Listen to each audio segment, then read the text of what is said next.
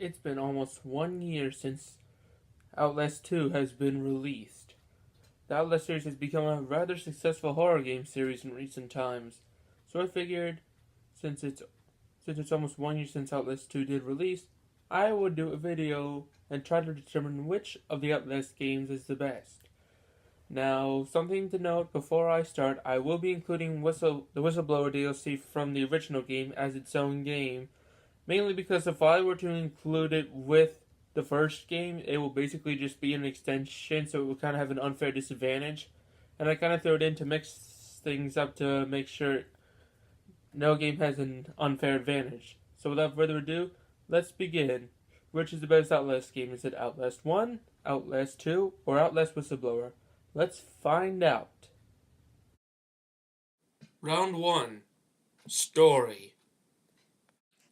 In the original Outlast, you are Miles Upshur, an investigative reporter who was assigned to investigate the Mount Massive Asylum.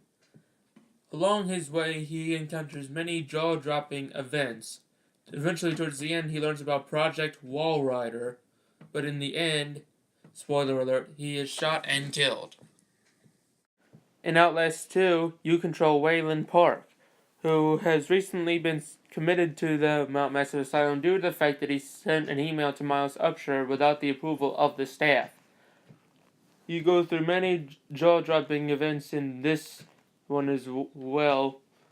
It's kind of similar to the first, but it has its own unique points compared to the original, which to me makes it feel like a more unique game while still tying into the original story. Now, Outlast 2 is a bit more story-driven compared to the original and Whistleblower. In it, you control Blake Langerman, who, after a helicopter crash, is searching for his wife Lynn, as they were originally going to investigate the murder of a pregnant woman. However, Blake is unable to find Lynn, but he does encounter a group of religious heretics who happen to be highly, let's just say, faithful.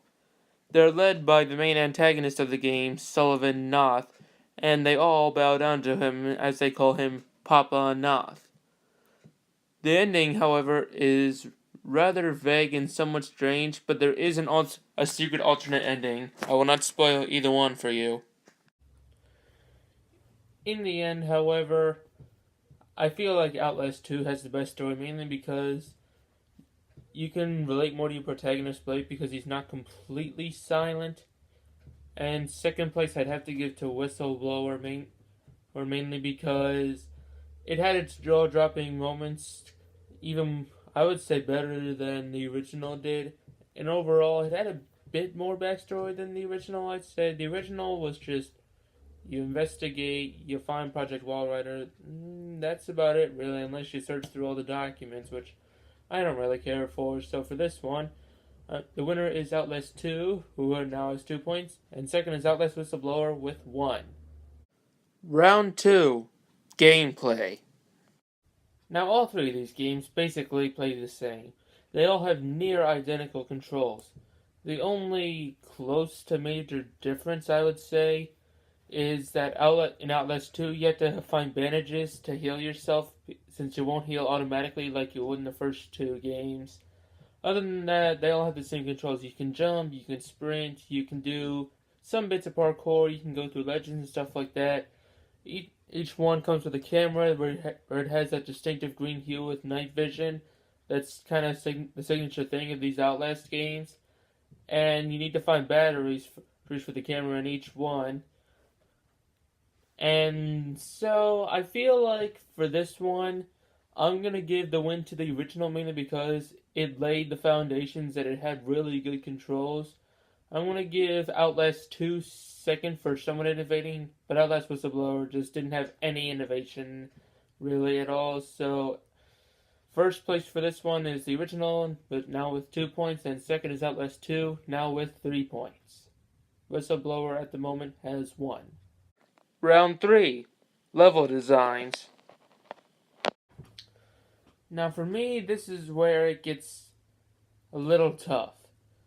Each game, in my opinion, was a bit repetitive in terms of level design. For example, the original Outlast was mainly just a bunch of hallways in the Mount Massive Asylum where you would sometimes get chased, or for what you know, there might be a jump scare lurking around the corner.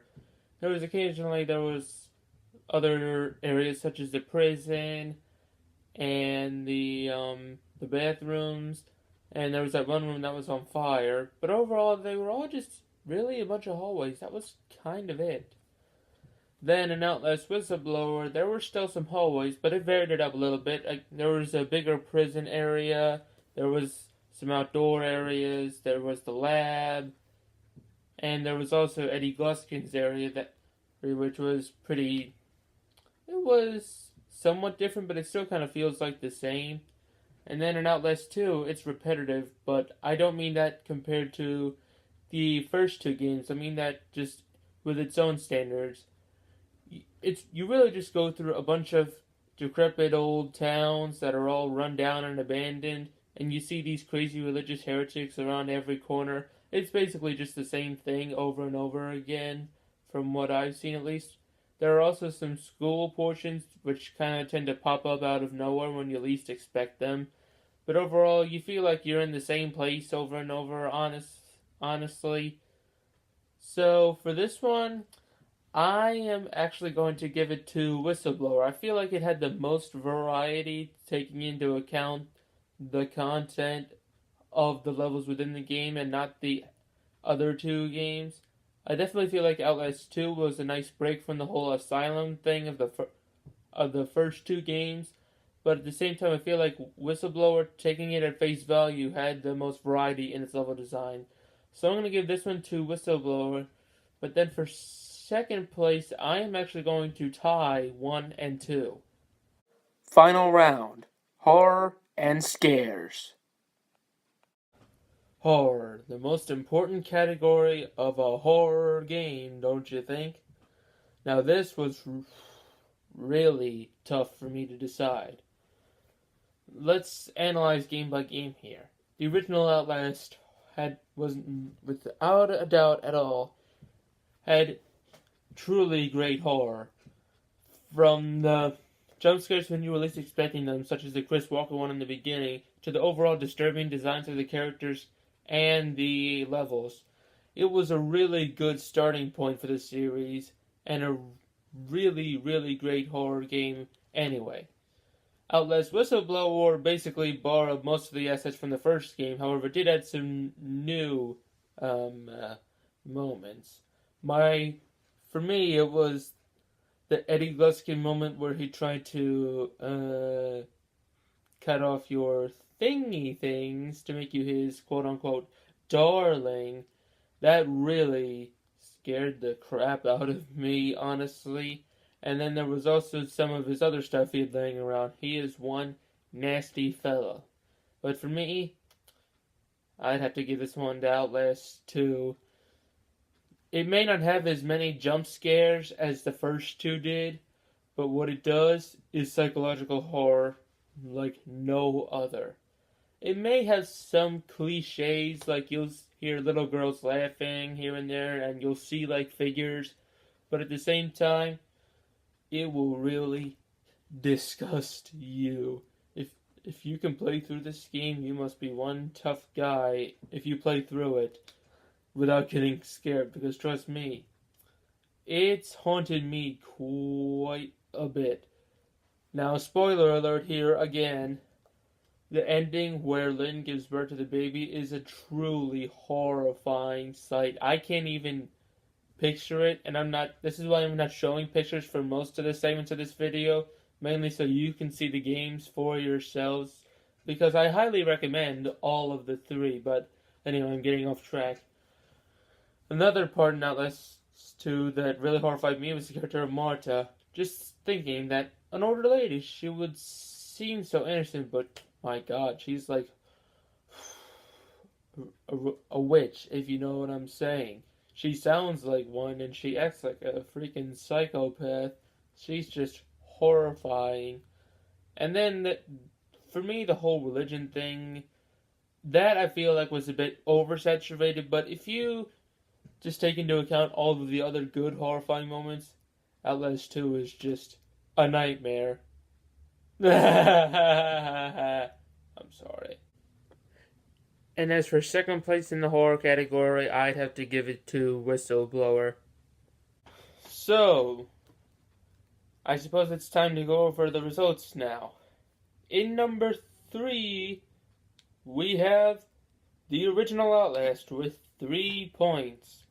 Overall, it laid the foundations, but at the same time, the other two just did stuff better.